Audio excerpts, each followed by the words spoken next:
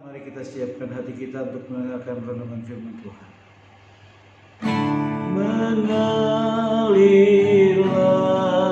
kuasa Roh Kudus, mengalirlah di tempat ini, mengalirlah Roh pulihkan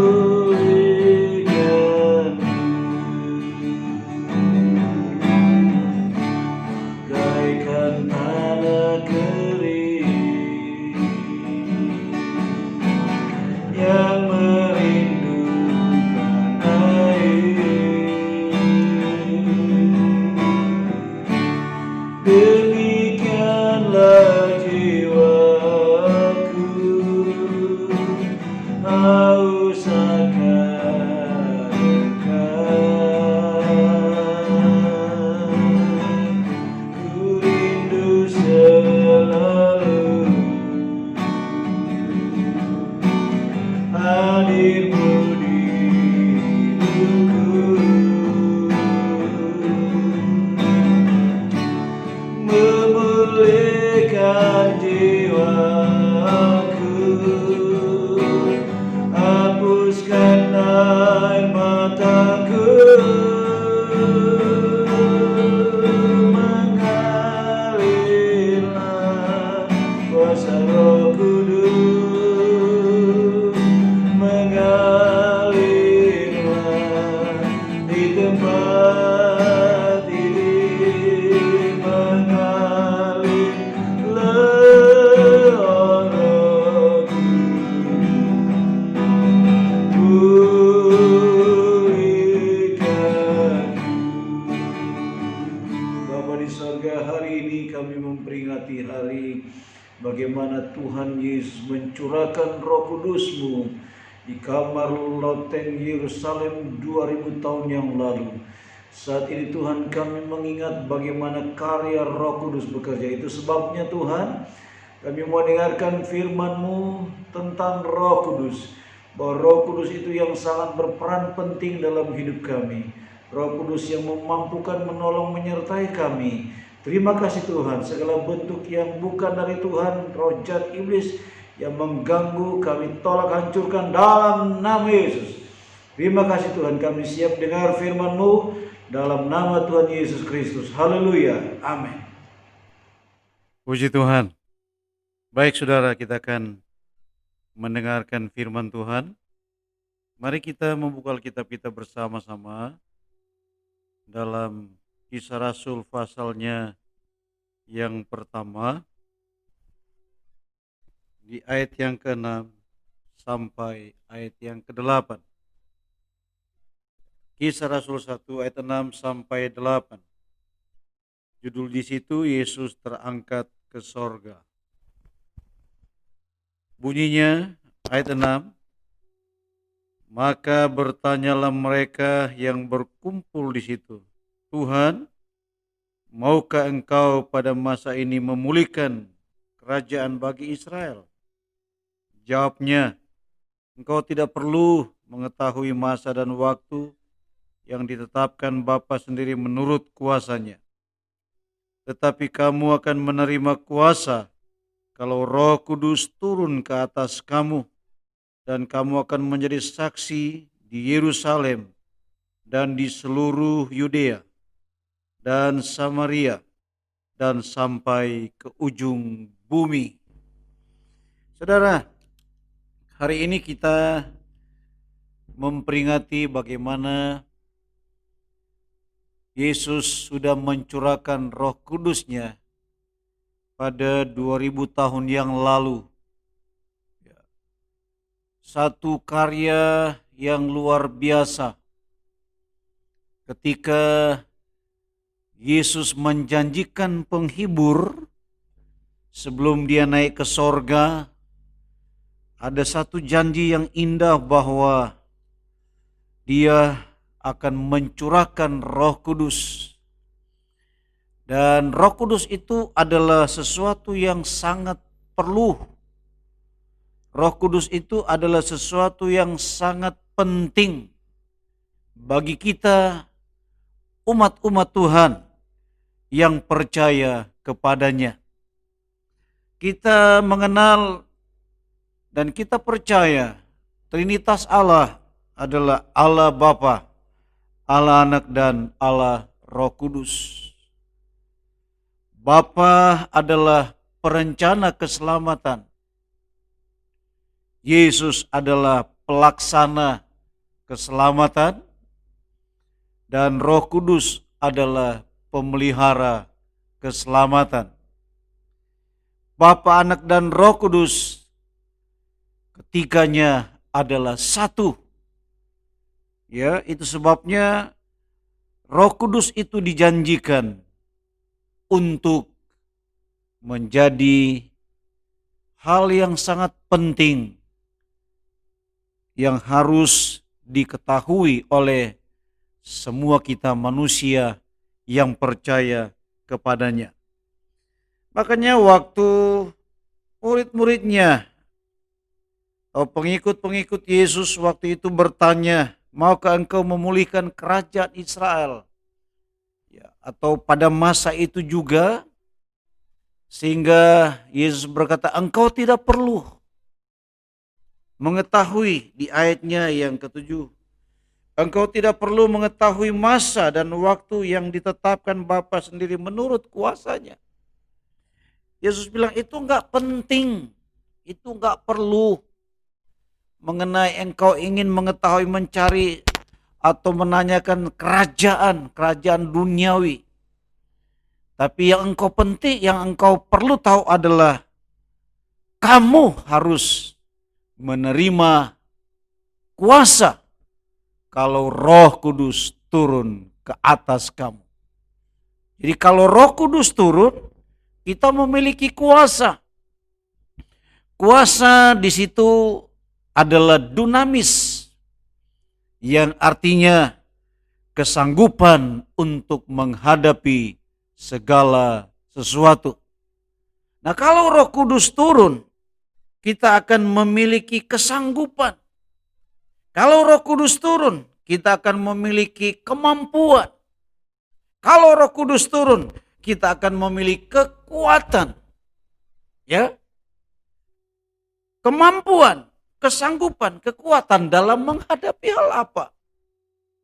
Tentunya menghadapi segala bentuk-bentuk pergumulan, persoalan hidup selama kita berada di dalam dunia ini. Nah, bukan saja hanya memiliki kesanggupan, kemampuan atau kekuatan, tapi dikatakan di sana, kamu akan menjadi saksiku. Pertama di Yerusalem. Lalu kedua di seluruh Yudea dan Samaria dan sampai ke ujung bumi. Pertama Tuhan minta, kalau Roh Kudus turun, ya, ketika kita sudah memiliki kuasa, kemampuan, dan kesanggupan, maka Roh Kudus itu akan membuat kita menjadi saksi. Ya, yang pertama di Yerusalem. Yerusalem itu adalah berbicara tentang keluarga. Jadi di dalam keluarga. Kalau kita memiliki Roh Kudus, pertama kita harus jadi saksi di dalam keluarga kita di Yerusalem. Ya. Saudara, saya bilang tadi Roh Kudus itu penting, Roh Kudus itu perlu. Kenapa? Karena Yesus bilang di ayatnya di Kisah Rasul 1, pada Kisah Rasul 1 ayat yang keempat, pada suatu hari ketika ia makan bersama-sama dengan mereka, ia melarang. Ya, Yesus melarang mereka meninggalkan Yerusalem dan menyuruh mereka tinggal di situ menantikan janji Bapa. Apa itu janji Bapa? Roh Kudus. Demikian katanya, ia telah kamu dengar daripadaku. Sebab Yohanes membaptis dengan air, tetapi tidak lama lagi kamu akan dibaptis dengan Roh Kudus. Saudara, di sini ada satu pertanyaan begini, saudara. Siapakah pembaptis Roh Kudus? Ya. Seperti Yohanes, dikatakan dia adalah Yohanes Pembaptis. Karena dia yang membaptis Tuhan Yesus. Kalau Roh Kudus, hanya satu pembaptis Roh Kudus, Tuhan Yesus. Dan hamba-hamba Tuhan bisa membaptis dengan air. Ada banyak orang yang ingin dibaptis, bisa dibaptis oleh hamba-hamba Tuhan, pendeta-pendeta. Tetapi yang membaptis Roh Kudus hanya satu, Tuhan Yesus Kristus. Nah, saudara baca di ayat yang kelima.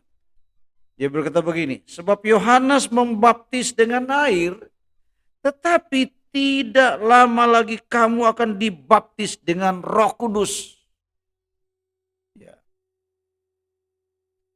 Roh Kudus, pembaptis Roh Kudus adalah Tuhan Yesus.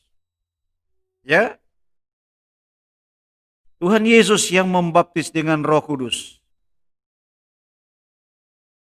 Saudara, kita bisa melihat dalam firman Tuhan, dalam Matius pasal yang ketiga, ayat yang ke-11 membuktikan bahwa pembaptis Roh Kudus adalah Tuhan Yesus. Mari kita lihat saudara, ayat 11.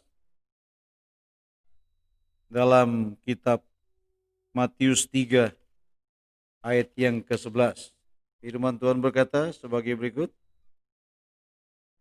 Aku, di situ huruf besar aku, Yesus, membaptis kamu. Aku membaptis kamu dengan air, artinya Yohanes maksudnya, sebagai tanda pertobatan. Tetapi ia, nah di sini kata ia atau Yesus yang datang kemudian daripadaku lebih berkuasa daripadaku. Dan aku tidak layak melepaskan kasutnya. Ia akan membaptiskan kamu dengan Roh Kudus dan dengan api. Satu bukti lagi saudara, Markus 1 ayat 8. Ya, siapa pembaptis Roh Kudus? Markus 1 ayat 8. Sebetulnya banyak ayat tapi kita mau lihat satu ayat lagi saudara. Markus 1 ayat 8. Dia berkata begini. Aku membaptis kamu dengan air, itu Yohanes, tetapi ia akan membaptis kamu dengan Roh Kudus. Jadi jelas saudara, siapa pembaptis Roh Kudus? Jawabannya adalah Tuhan Yesus Kristus. Saudara tidak perlu orang mengajarkan. Roh Kudus itu hanya dikaruniakan, diberikan, bukan diajarkan. Nah, kalau ada orang yang mengajarkan engkau berbahasa roh, sebab tanda orang dipenuhkan dengan Roh Kudus adalah ketika engkau berbahasa lidah, berbahasa roh. Itu tanda orang dipenuhkan dengan Roh Kudus. Ya. Dan hanya Yesus pembaptis Roh Kudus. Ya. Baik. Ketika kita sudah mengalami Roh Kudus, kita sudah memiliki kuasa di tempat yang maha tinggi yang memberikan kesanggupan bagi kita. Haleluya. Saudara, kita akan melihat kenapa Roh Kudus itu perlu, kenapa Roh Kudus itu penting dalam hidup kita. Sebab dia memiliki banyak sekali peranan bagi umat Tuhan, bagi orang yang percaya kepadanya. Dalam Yohanes pasal yang ke-14, mari kita lihat beberapa hal yang saya ingin bagikan kepada saudara mengenai peranan Roh Kudus. Yang pertama, dalam Yohanes pasal 14. Yohanes pasal 14. Ya. Ayatnya yang ke Yohanes 14 ayat yang ke-17. Ya. Dia berkata begini, yaitu roh kebenaran. Ya. Jadi peranan Roh Kudus yang pertama adalah membimbing kita pada kebenaran. Atau lebih jelasnya dalam Yohanes 16 ayat 13. Ia berkata begini, tetapi apabila ia datang, atau itu Roh Kudus, yaitu roh kebenaran, ia akan memimpin kamu ke dalam seluruh kebenaran. Sebab ia tidak akan berkata-kata dari dirinya sendiri, tetapi segala sesuatu yang didengarnya itulah yang akan dikatakannya. Dan ia akan memberitakan kepadamu hal-hal yang akan datang. Jadi Roh Kudus, peranan yang pertama adalah memimpin kita dari kebenaran, datang pada kebenaran. Kita semua orang-orang yang sudah berdosa, salah di mata Tuhan. Itu sebabnya Roh Kudus yang mengubahkan kita untuk menjadi orang benar. Nah, dari sinilah dikatakan dia akan memimpin kita dari kebenaran, datang pada kebenaran. Kemudian, apa peranan Roh Kudus? Yang kedua, dia berkata begini, di ayatnya Yohanes 16 ayat yang ke-7. Namun benar yang kukatakan ini kepadamu adalah lebih berguna bagi kamu jika aku pergi.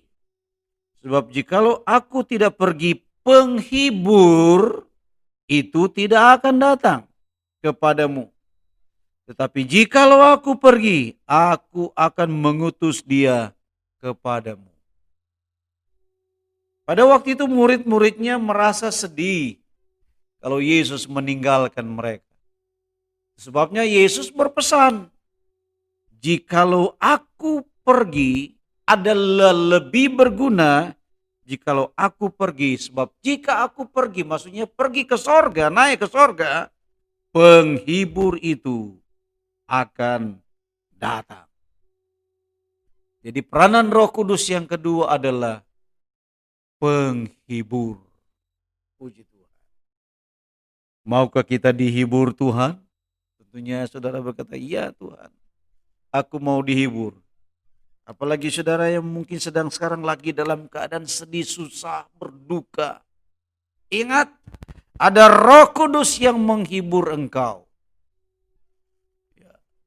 Dan Roh Kudus itu adalah penghibur yang sejati. Kau mungkin disakiti, entah suami, entah istri, entah orang lain, atau siapapun juga. Ingat, Roh Kudus peranannya adalah menghibur kita. Kemudian peranan Roh Kudus yang berikutnya, yang ketiga adalah, dan kalau ia datang, ia akan menginsafkan dunia akan dosa, kebenaran, dan penghakiman. Saudara, jadi yang ketiga adalah Roh Kudus itu dia menginsafkan kita, dia menyadarkan kita. Waktu engkau orang yang jahat, bejat di mata Tuhan, saudara, Roh Kudus sanggup menginsafkan. Ada banyak contoh-contoh. Saudara, kenapa Rasul Paulus yang dulu adalah orang pembunuh orang Kristen, kenapa dia diubahkan Tuhan bahkan menjadi penginjil? Hampir separuh kitab dalam perjanjian baru adalah tulisannya Paulus. Kenapa demikian? Itu pekerjaan Roh Kudus. Roh Kudus yang menginsafkan dia.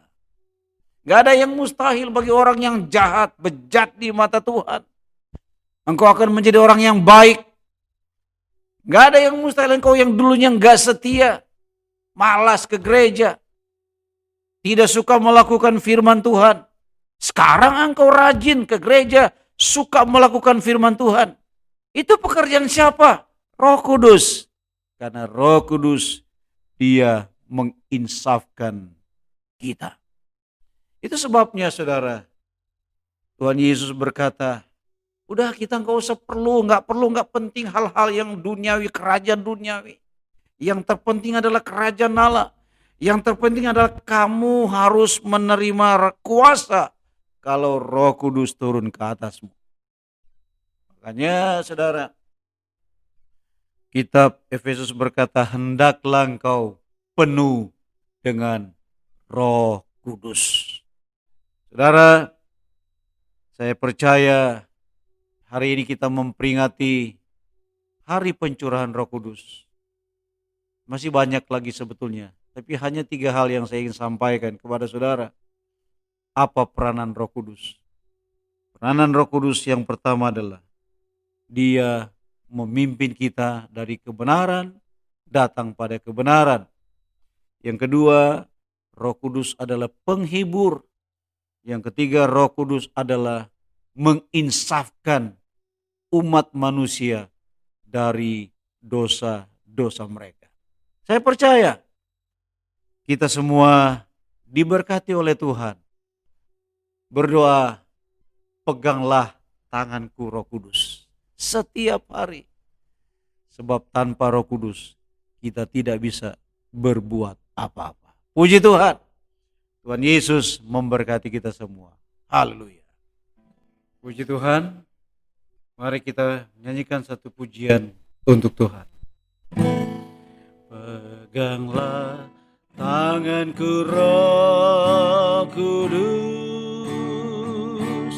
setiap hari.